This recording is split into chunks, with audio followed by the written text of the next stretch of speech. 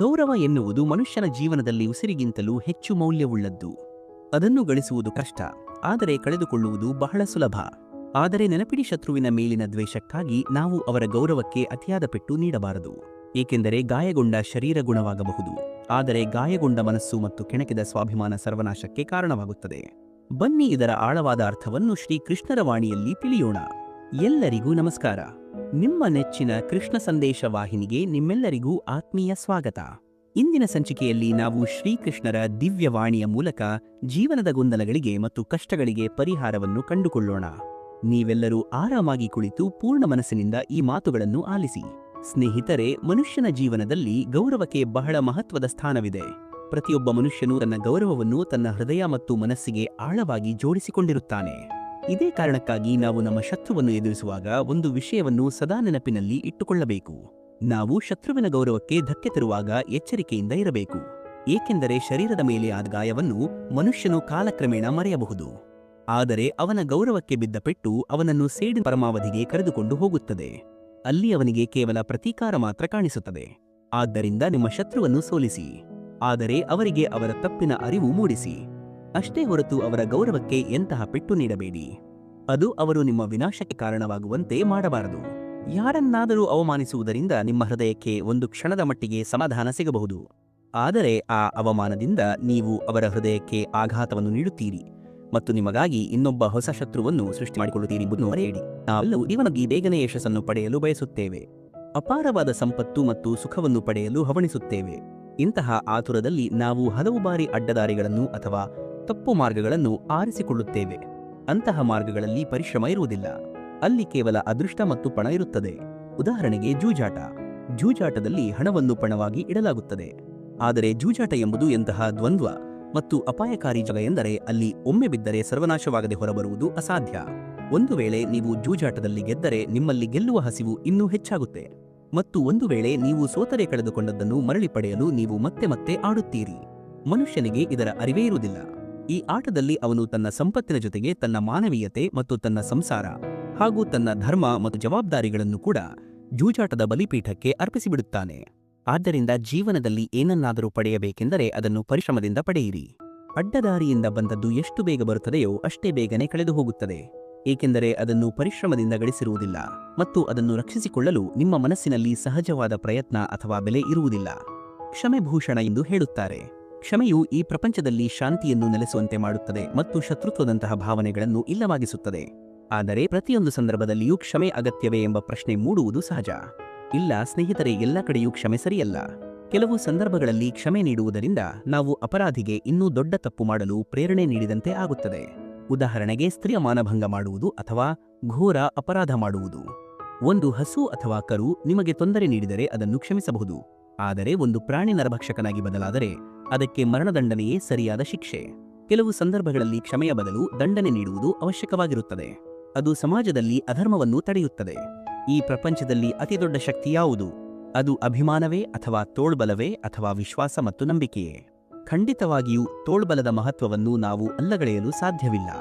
ಮನುಷ್ಯನು ತನ್ನ ಬಲದಿಂದ ಪರ್ವತವನ್ನು ಕಡಿದು ಮೈದಾನವನ್ನಾಗಿ ಮಾಡಬಹುದು ಅಥವಾ ಸಾಗರವನ್ನು ಒಣಗಿಸಬಹುದು, ಆದರೆ ತೋಳ್ಬಲಕ್ಕಿಂತ ಮಿಗಿಲಾದ ಶಕ್ತಿಯೆಂದರೆ ಅದು ವಿಶ್ವಾಸ. ನಂಬಿಕೆ ಎಂಬ ಶಕ್ತಿಯಿಂದಲೇ ಆಕಾಶದಿಂದ ಮಳೆ ಬರುತ್ತದೆ ಮತ್ತು ಬಾಯಾರಿದವರ ದಾಹವನ್ನು ತೀರಿಸುತ್ತದೆ. ಯಾವಾಗ ನಿಮ್ಮ ತೋಳ್ಬಲವು ಧರ್ಮದ ಮೇಲಿನ ವಿಶ್ವಾಸದ ಜೊತೆಗೆ ಸೆಣಸಾಡುತ್ತದೆಯೋ ಆಗ ತೋಳ್ಬಲ ಸೋಲುತ್ತದೆ ಮತ್ತು ವಿಶ್ವಾಸ ಗೆಲ್ಲುತ್ತದೆ. ವಿಜಯ ಯಾವಾಗಲೂ ನಂಬಿಕೆಯದ್ದೇ ಆಗಿರುತ್ತದೆ. ನೀವು ಸತ್ಯದ ಮಾರ್ಗದಲ್ಲಿ ನಡೆಯುತ್ತಿದ್ದರೆ ಮತ್ತು ನಿಮ್ಮ ದೈವದ ಮೇಲೆ ನಿಮಗೆ ನಂಬಿಕೆ ಇದ್ದರೆ ಯಾವ ಪಾಪಿಯ ಬಲವೂ ನಿಮ್ಮನ್ನು ಏನೂ ಮಾಡಲು ಸಾಧ್ಯವಿಲ್ಲ. ನಮ್ಮ ಜೀವನದ ಬಗ್ಗೆ ಎಂದಾದರೂ ಯೋಚಿಸಿದ್ದೀರಾ? ನಮ್ಮ ಜೀವನವು ಒಂದು ಮರಳು ಗಡಿಯಾರದ ಹಾಗೆ. ಮೇಲಿರುವ ಮರಳು ನಮ್ಮ ಭವಿಷ್ಯ ಮತ್ತು ಕೆಳಗೆ ಬಿದ್ದಿರುವ ಮರಳು ನಮ್ಮ ಗತಕಾಲ, ಮತ್ತು ಮಧ್ಯದಲ್ಲಿ ಮರಳು ಬೀಳುತ್ತಿರುವ ಆ ಕಿರಿದಾದ ಜಾಗವೇ ನಮ್ಮ ವರ್ತಮಾನ. ನಮ್ಮ ಬಳಿ ಬದುಕಲು ಇರುವುದು ಇದೇ ಒಂದು ಕ್ಷಣ ಮಾತ್ರ. ಈ ಕ್ಷಣವನ್ನು ಹೇಗೆ ಉಪಯೋಗಿಸಬೇಕು ಎಂಬುದು ನಮ್ಮ ಕೈಯಲ್ಲಿದೆ. ಕಳೆದು ಹೋದ ಸಮಯದ ಬಗ್ಗೆ ದುಃಖಪಡುವುದು ಅಥವಾ ಭವಿಷ್ಯದಲ್ಲಿ ಏನಾಗುವುದೋ ಎಂದು ಚಿಂತಿಸುತ್ತಾ ಕೋಪ ಮಾಡಿಕೊಳ್ಳುವುದು ವ್ಯರ್ಥ. ಏನನ್ನಾದರೂ ಸಾಧಿಸಲು ಇರುವುದು ಇದೇ ಒಂದು ಕ್ಷಣ. ಸಂತೋಷವಾಗಿ ಇರಬೇಕೆಂದರೆ ಅದಕ್ಕೂ ಇದೇ ಸರಿಯಾದ ಸಮಯ. ಕಾಯುತ್ತಾ ಕುಳಿತರೆ ಈ ಕ್ಷಣ ಕೂಡ ಭೂತಕಾಲವಾಗಿ ಬದಲಾಗುತ್ತದೆ. ಆದ್ದರಿಂದ ಆನಂದಕ್ಕಾಗಿ ಅಥವಾ ಪರೋಪಕಾರಕ್ಕಾಗಿ ಕಾಯಬೇಡಿ. ನಿಮ್ಮ ಬಳಿ ಇರುವ ಕ್ಷಣಗಳನ್ನು ಸರಿಯಾಗಿ ಬಳಸಿಕೊಳ್ಳಿ. ಏಕೆಂದರೆ ಗಡಿಯಾರವನ್ನು ತಿರುಗಿಸಿ ಇಟ್ಟರೆ ಸಮಯವನ್ನು ಮತ್ತೆ ಎಣಿಸಬಹುದು, ಆದರೆ ಕಳೆದುಹೋದ ನಿಮ್ಮ ಸಮವನ್ನು ಮತ್ತು ಆಯಸ್ಸನ್ನು ಮರಳಿ ಪಡೆಯಲು ಸಾಧ್ಯವಿಲ್ಲ.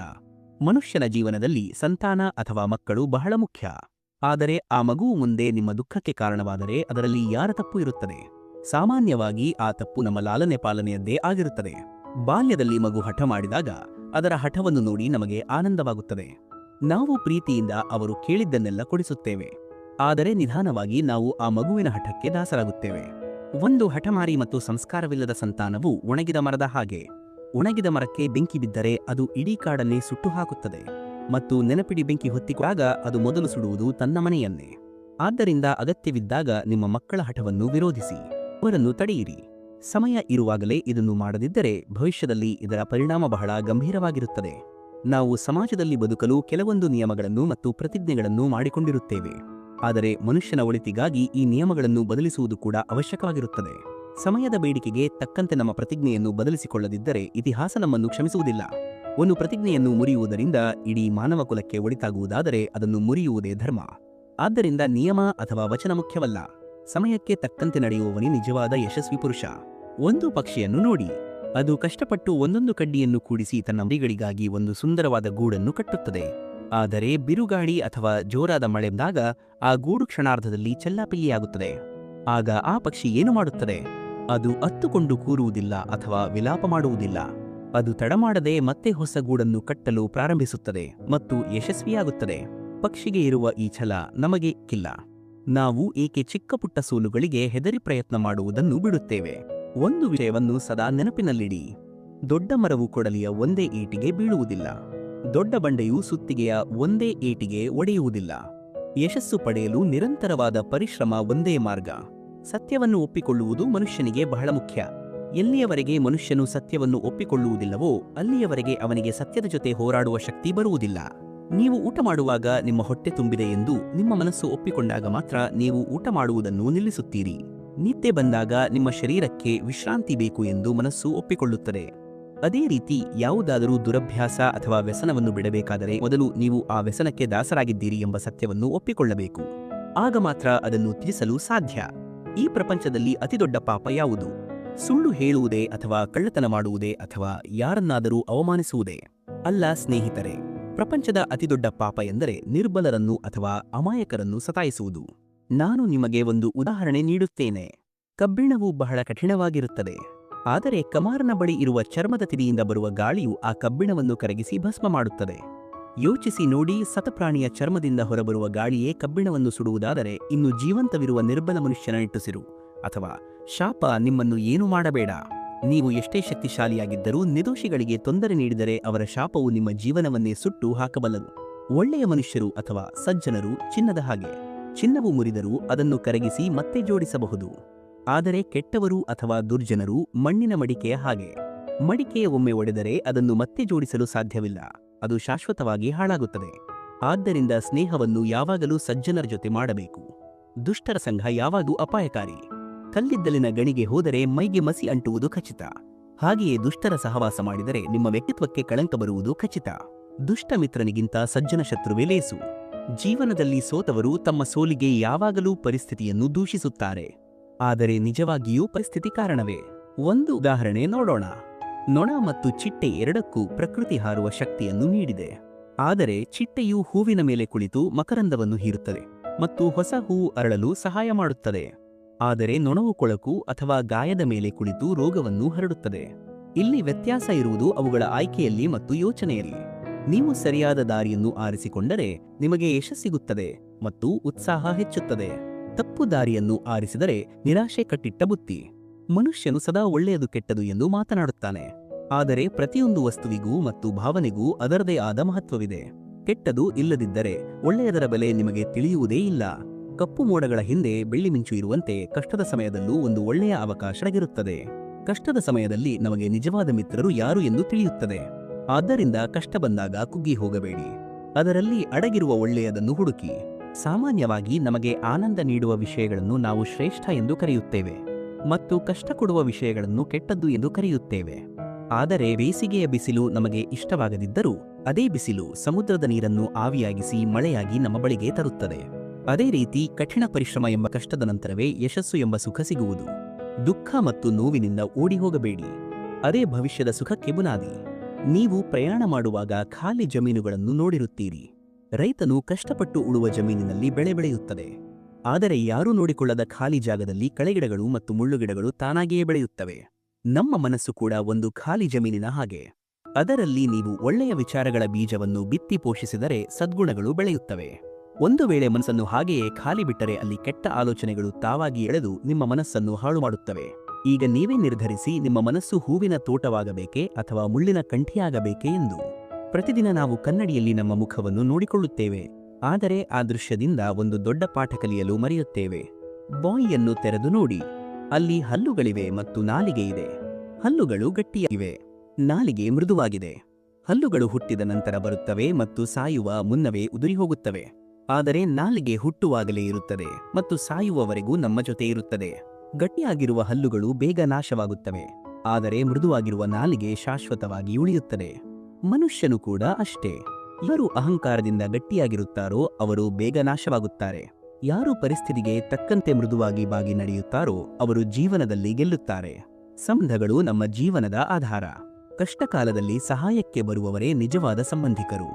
ಆದರೆ ನಾವು ಸಹಾಯ ಮಾಡುವಾಗಲೂ ಎಚ್ಚರದಿಂದ ಇರಬೇಕು. ಒಬ್ಬ ಶಸ್ತ್ರ ತಯಾರು ಮಾಡುವವನು ತನ್ನ ಶಸ್ತ್ರವನ್ನು ಯಾರಿಗೆ ನೀಡಬೇಕು ಎಂದು ಯೋಚಿಸಬೇಕು. ದೇಶ ಕಾಯುವ ಸೈನಿಕನಿಗೆ ನೀಡಿದರೆ ರಕ್ಷಣೆಯಾಗುತ್ತದೆ, ಅದೇ ಕಳ್ಳರಿಗೆ ನೀಡಿದರೆ ಅನರ್ಥವಾಗುತ್ತದೆ. ಹಾಗೆಯೇ ನಾವು ಮಾಡುವ ಸಹಾಯವು ಅರ್ಹರಿಗೆ ತಲುಪಬೇಕು.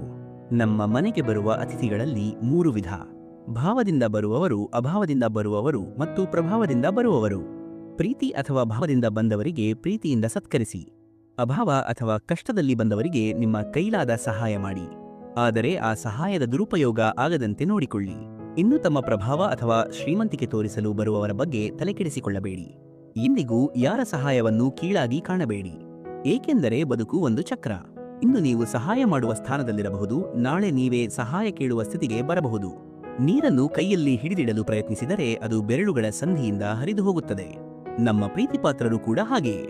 ನಾವು ಯಾರನ್ನು ಹೆಚ್ಚು ಪ್ರೀತಿಸುತ್ತೇವೆಯೋ ಅವರನ್ನು ನಾವೇ ಹಿಡಿದಿಟ್ಟುಕೊಳ್ಳಲು ಪ್ರಯತ್ನಿಸುತ್ತೇವೆ. ಅವರು ದೂರ ಹೋಗುತ್ತಾರೆ ಎಂಬ ಭಯದಿಂದ ಅವರನ್ನು ಬಂಧಿಸಿಡುತ್ತೇವೆ. ಆದರೆ ಹೀಗೆ ಮಾಡುವುದರಿಂದ ಅವರು ನಮ್ಮಿಂದ ದೂರವಾಗುತ್ತಾರೆ. ಮುಷ್ಟಿಯಲ್ಲಿ ನೀರು ನಿಲ್ಲದ ಹಾಗೆ ಸಂಬಂಧಗಳು ಉಸಿರುಗಟ್ಟುತ್ತವೆ. ನೀವು ಯಾರನ್ನು ಪ್ರೀತಿಸುತ್ತೀರೋ ಅವರನ್ನು ಸ್ವತಂತ್ರವಾಗಿ ಬಿಡಿ. ಅವರಿಗೆ ಅವರದೇ ಆದ ಆಲೋಚನೆ ಮತ್ತು ಬದುಕನ್ನು ರೂಪಿಸಿಕೊಳ್ಳಲು ಬಿಡಿ. ಆಗ ಅವರು ನಿಮ್ಮ ಜೊತೆ ಸದಾ ಇರುತ್ತಾರೆ. ನಾವು ಹುಟ್ಟಿದಾಗ ಪ್ರಪಂಚವನ್ನು ಕುತೂಹಲದಿಂದ ನೋಡುತ್ತೇವೆ. ಬೆಳೆಯುತ್ತಾ ಹೋದಂತೆ ಜೀವನದ ಅನುಭವಗಳಾಗುತ್ತವೆ. ನಾವು ಕೇವಲ ಬೆಳಿಗ್ಗೆಯಿಂದ ಸಂಜೆಯವರೆಗೆ ಬದುಕುವುದೇ ಜೀವನ ಎಂದುಕೊಂಡರೆ ತಪ್ಪು. ಕ್ಷಣಗಳು ಸೇರಿ ಗಳಿಗೆಯಾಗುತ್ತದೆ, ಗಳಿಗೆಗಳು ಸೇರಿ ದಿನವಾಗುತ್ತದೆ. ನಾವು ಪ್ರತಿಯೊಂದು ಕ್ಷಣವನ್ನು ವಿಶ್ವಾಸದಿಂದ ಮತ್ತು ಉತ್ಸಾಹದಿಂದ ಬದುಕಿದರೆ ನಮ್ಮ ಸಂಪೂರ್ಣ ಜೀವನ ಸಾರ್ಥಕವಾಗುತ್ತದೆ. ಕೊನೆಯದಾಗಿ ನಂಬಿಕೆಯ ಬಗ್ಗೆ ಮಾತನಾಡೋಣ. ನಿಮಗೆ ಯಾರ ಮೇಲೆ ನಂಬಿಕೆ ಇದೆ? ಮಹಾಪುರುಷರ ಮೇಲೋ ಅಥವಾ ಧರ್ಮಗ್ರಂಥಗಳ ಮೇಲೋ ಅಥವಾ ತಂದೆ ತಾಯಿಯ ಮೇಲೋ? ಇವೆಲ್ಲವೂ ಸರಿ. ಆದರೆ ನಿಮಗೆ ನಿಮ್ಮ ಮೇಲೆ ನಂಬಿಕೆ ಇಲ್ಲದಿದ್ದರೆ ಇನ್ಯಾರ ಮೇಲೂ ನಂಬಿಕೆ ಇಟ್ಟು ಪ್ರಯೋಜನವಿಲ್ಲ. ಮೊದಲು ನಿಮ್ಮ ಅಂತರಾತ್ಮವನ್ನು ಕೇಳಿ, ನಿಮ್ಮ ಮನಸ್ಸಿನ ಮಾತನ್ನು ಕೇಳಿ. ನಿಮಗೆ ಅಲ್ಲಿಂದ ಸಿಗುವ ಉತ್ತರವೇ ಸರಿಯಾದದು. ಯಾವಾಗ ನಿಮಗೆ ನಿಮ್ಮ ಮೇಲೆ ವಿಶ್ವಾಸ ಮೂಡುತ್ತದೆಯೋ ಆಗ ಜ್ಞಾನ ತಾನಾಗಿಯೇ ಒಲಿಯುತ್ತದೆ. ನಿಮ್ಮ ಮೇಲೆ ನಿಮಗೆ ನಂಬಿಕೆ ಇಲ್ಲದಿದ್ದರೆ ಯಾವ ಗ್ರಂಥವೂ ಅಥವಾ ಯಾವ ಸಲಹೆಯೂ ನಿಮ್ಮನ್ನು ಕಾಪಾಡಲು ಸಾಧ್ಯವಿಲ್ಲ. ಪೋಷಕರಾಗಿ ನೀವು ನಿಮ್ಮ ಮಕ್ಕಳಿಗಾಗಿ ಆಸ್ತಿ ಮಾಡುತ್ತೀರಿ, ಹಣ ಕೂಡಿಡುತ್ತೀರಿ. ಆದರೆ ಪಕ್ಷಿಗಳನ್ನು ನೋಡಿ ಕಲಿಯಿರಿ. ಪಕ್ಷಿಗಳು ತಮ್ಮ ಮರಿಗಳಿಗೆ ಹಾರುವುದನ್ನು ಕಲಿಸುತ್ತವೆ ಮತ್ತು ಆಹಾರ ಹುಡುಕುವುದನ್ನು ಕಲಿಸುತ್ತವೆ. ಮರಿಗಳು ದೊಡ್ಡದಾದ ಮೇಲೆ ಅವಕ್ಕಾಗಿ ಪ್ರತ್ಯೇಕ ಗೂಡನ್ನು ಕಟ್ಟಿಕೊಡುವುದಿಲ್ಲ, ಏಕೆಂದರೆ ಮರಿಗಳಿಗೆ ಎಲ್ಲವನ್ನೂ ಸಿದ್ಧಪಡಿಸಿಕೊಟ್ಟರೆ ಅವು ಸೋಮಾರಿಗಳಾಗುತ್ತವೆ. ತಮ್ಮ ಕಾಲ ಮೇಲೆ ತಾವು ನಿಲ್ಲುವ ಶಕ್ತಿಯನ್ನು ಕಳೆದುಕೊಳ್ಳುತ್ತವೆ. ಆದ್ದರಿಂದ ಮಕ್ಕಳಿಗೆ ಸಂಪತ್ತನ್ನು ಕೊಡುವ ಬದಲು ಸ್ವಾವಲಂಬಿಯಾಗಿ ಬದುಕುವ ವಿದ್ಯೆಯನ್ನು ಕೊಡಿ. ಸ್ನೇಹಿತರೆ, ಶ್ರೀಕೃಷ್ಣರ ಈ ಮಾತುಗಳು ನಿಮ್ಮ ಜೀವನಕ್ಕೆ ಬೆಳಕಾಗಲಿ ಎಂದು ಹಾರೈಸುತ್ತೇನೆ. ಜೀವನದ ಪ್ರತಿಯೊಂದು ಕಷ್ಟಕ್ಕೂ ಧೈರ್ಯದಿಂದ ಮುನ್ನುಗ್ಗಿ ಸತ್ಯ ಮತ್ತು ಧರ್ಮದ ದಾರಿಯಲ್ಲಿ ನಡೆಯಿರಿ. ಆಗ ಗೆಲುವು ಖಂಡಿತ ನಿಮ್ಮದಾಗುತ್ತದೆ. ಈ ವಿಡಿಯೋದಲ್ಲಿನ ಯಾವ ಮಾತು ನಿಮಗೆ ಹೆಚ್ಚು ಇಷ್ಟವಾಯಿತು ಎಂಬುದನ್ನು ಕಾಮೆಂಟ್ ಮಾಡಿ ತಿಳಿಸಿ. ಇಂತಹದೇ ಭಕ್ತಿ ಮತ್ತು ಜ್ಞಾನದ ವಿಷಯಗಳಿಗಾಗಿ ನಮ್ಮ ಚಾನೆಲ್ ಅನ್ನು ಮರೆಯದೆ ಸಬ್ಸ್ಕ್ರೈಬ್ ಮಾಡಿ ಮತ್ತು ಪಕ್ಕದಲ್ಲಿರುವ ಬೆಲ್ ಐಕಾನ್ ಅನ್ನು ಒತ್ತಿ. ವಿಡಿಯೋ ನೋಡಿದ್ದಕ್ಕಾಗಿ ಧನ್ಯವಾದಗಳು.